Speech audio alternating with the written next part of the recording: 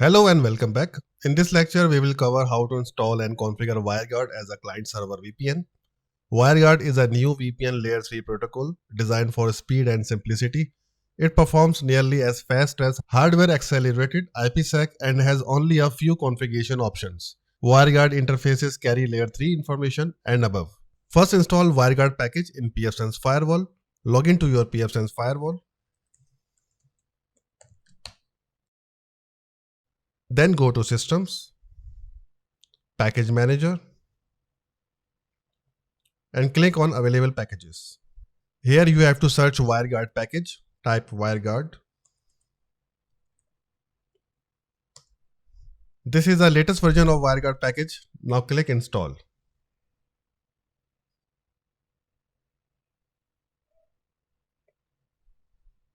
Now configure WireGuard tunnel. Go to VPN and click on WireGuard.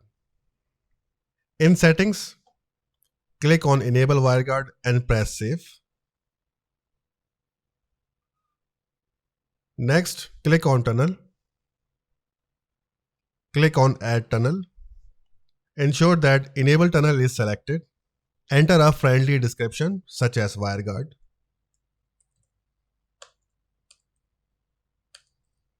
Leave the port at the default value or manually enter 51820. This is the default WireGuard port. Now click on Generate to create private and public keys. Now copy the newly generated public key and paste it into a notepad. Here is my notepad. You will need it later for configuring Windows or other clients. The interface address, this will be the address of your tunnel interface. All WireGuard clients should receive an IP from this range to connect to the WireGuard server. This is a simple tunneling IP network. In my case, I will use 10.100.1.0/24 subnet. Ensure this range does not overlap with other ranges in your network. Now enter the friendly description like WireGuard tunneling network, or whatever you like best. We will assign IPs from this range to our WireGuard clients. Now click on Save Tunnel and apply the changes. Now go to the interfaces, click on Assignments, then click on Interface Groups. Notice that the WireGuard group has been created. This group is critical and should not be deleted or modified unless you are certain of what you are doing. Now go back to the dashboard and check the WireGuard service status. It should be up and running and marked with green checked. Next, we need to create and configure firewall rules for open the WireGuard port for listening. Go to the firewall, click on Rules, and in the WAN interface, click on Add. Set the action to Pass. Select the interface to WAN. Address family should be IPv4, IPv6 or both. In my case, I am using IPv4. Protocol set to UDP. This is a default protocol for WireGuard. Source set to any. Requests come from all over the globe. Destination should be set to WAN address. And destination port range should be WireGuard default port, which is 51820. In the from, type 51820 and to 51820. Type the description. This should be relevant. WireGuard service port. Click on Save and click on Apply Changes. Now create a VPN rule in the WireGuard VPN interface. This rule will allow the necessary WireGuard traffic. Click on the WireGuard interface.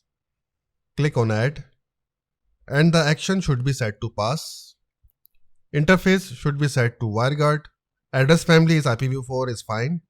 Protocol should be set to any. Source and the destination should be set to any because we are not restricting any source or the destination. Type the description should be relevant. WireGuard traffic. And then click on Save and click on Apply Changes. Now let's configure the WireGuard pair or client-side configuration. Go to the VPN. Click on WireGuard. And in the pairs, click on Add Pair. Make sure you click on Enable Pair. Select the tunnel. We have only one WireGuard tunnel. Enter the description. As this is for my client, I would type the client name, that is Win10-PC1.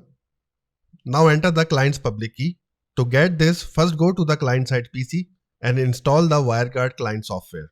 Then obtain the public key and copy it here.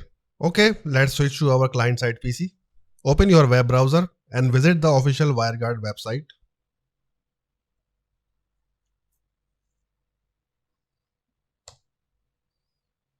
Click on installation. Download and install the WireGuard client on this device, whether it is Windows, Mac OS, Linux, Android or iOS. Download the WireGuard client software and install it. As I have already installed, so I don't have to. Minimize the browser. Now open the WireGuard client. Here it is. Double click on it and in the Add Tunnel, click on Add Empty Tunnel. Instantly, it will generate your device's private and public key pair, and this you have to do on each client device. Name the client. I will specify corp office _ wg for WireGuard. Now copy the client public key and save it in the same notepad file for later use.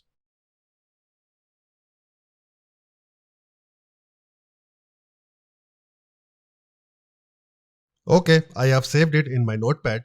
Now go back to the WireGuard VPN server in our pfSense firewall to configure the pair or our VPN client settings. And in the public key, paste the client's WireGuard public key that we have noted in the notepad file. Copy it and paste it here. Please remember, we are working in the pair section. Now generate a pre-shared key for extra security and copy it to the notepad for use in the client configuration. Click on generate, click on copy, open notepad file and paste it here. In the address configuration, assign the client IP address from the tunnel network that we have given earlier. This is the IP to assign to the WireGuard clients. For example, I will assign 10.100.1.101/32 to my WireGuard client PC. Type the description. This is for my Windows 10 WireGuard client. Now click on Save Pair. Click on Apply Changes. Now go back to our client PC to complete the WireGuard client configuration. In the interface section, type the same IP address that we have stated earlier in the pair settings. And this pair setting is only for this client to allow the VPN, and make sure you should type the same IP address. Type address space equals 10.100.1.101/24 subnet. Now type the DNS if you want.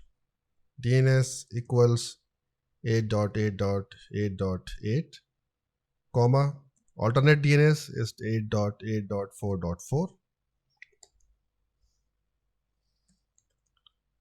Now we have to provide the pair settings or server side settings. First type the WireGuard public key from the notepad.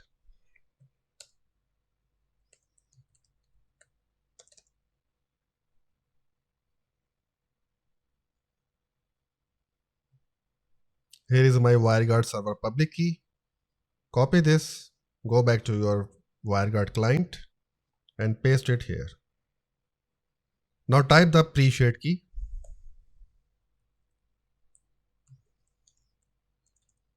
Copy the same pre-shared key from the notepad file.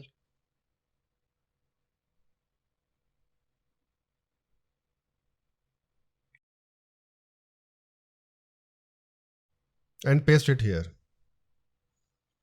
That we have also generated earlier to enhance the client configuration. Press enter.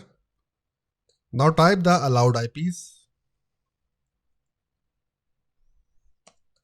Here you have two choices to provide here: split tunneling or full tunneling. Split tunneling allows you to route specific traffic through the VPN while the rest uses the regular internet connections. For example, your internet traffic will use your internet connection, not the VPN tunnel. This helps optimize bandwidth and performance by only encrypting sensitive data. In the other side, Full tunneling routes all internet traffic through the VPN, ensuring that all data is encrypted and secure. Your internet traffic will go through the VPN tunnel, providing maximum security, but potentially impacting performance due to all traffic passing through the VPN server. If you want to route all traffic through the WireGuard tunnel using a full tunnel, type 0.0.0.0/0. This will be enable the full tunnel. But in this lecture, I will use split tunnel to restrict my VPN traffic to my VPN tunnel and use my internet connection to use my non-VPN relevant traffic for my internet traffic. In the allowed IPs, I must type 10.100.1.0/24. First, I will add our VPN tunnel subnet primarily, and then I will add 10.10.10.0/24. This is for my office LAN subnet. Now add the endpoint followed by your WireGuard server WAN IP and WireGuard port. Type endpoint space equals. My WireGuard VPN server WAN IP address is 192.168.11.194:51820. And now save the configuration. Now it's time to test our configuration. Before connecting, I will run an extended ping to my corporate LAN. Open CMD, type 10.10.10.10. This is my LAN side IP address residing in my corporate LAN, and I'm using -T to extend the ping. Hit enter. And now you can see there is no connectivity between my remote user and the corporate LAN. Now click on activate to connect the client device to the WireGuard VPN server. Click on work network. If our configuration is correct and we have not made any mistakes, we should receive a reply from our corporate LAN. Verify connection. Ensure that the client devices can connect to the VPN and access the network. Open the run remote desktop. I must be able to get my RDP to my corporate LAN. Yes, I'm getting. Now open the internet. Yes. Now verify that we are using split tunneling. Just open the command prompt and type the trace route to Google DNS tracert -d Google DNS, and it should not use my tunnel IP address. This is how I identify that I am using split tunneling rather than full tunneling. If I am using full tunnel, then this should specify the tunnel IP address over here. By following these steps, you should have a successful WireGuard VPN configuration on your pfSense firewall. If you encounter any issues or need further assistance, feel free to ask.